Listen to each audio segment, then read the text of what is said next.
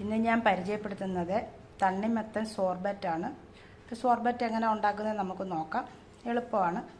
അപ്പം അതിനാവശ്യമായ സാധനങ്ങൾ തണ്ണിമത്തങ്ങ, നാരങ്ങ നീര് മാത്രമാണ് ഞാൻ എടുത്തേക്കുന്നത്. അപ്പോൾ അതെങ്ങനെ ഉണ്ടാക്കുന്നത് നമുക്ക് നോക്കാം.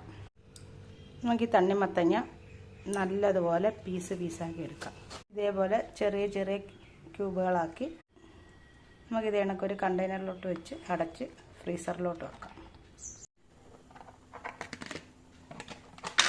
നമ്മളിത് ഫ്രീസർ എടുത്ത് വെച്ചിരുന്നതായിരുന്നു. ഇപ്പം വേണ്ട കട്ടി പിടിച്ച് വന്നിട്ടുണ്ട്.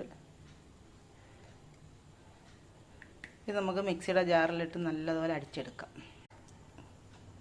കുറച്ച് നാരങ്ങ നീരോട് ഒഴിക്കാം. നല്ലതുപോലെ അടിച്ചു. ഇത് നമുക്ക് മിക്സിയിൽ അടിച്ചെടുത്തതാണ്.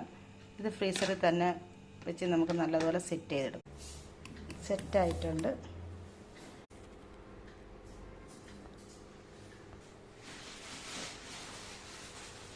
തണ്ണിമത്തൻ സോർബ ഇവിടെ റെഡിയാക്കിയിട്ടുണ്ട്.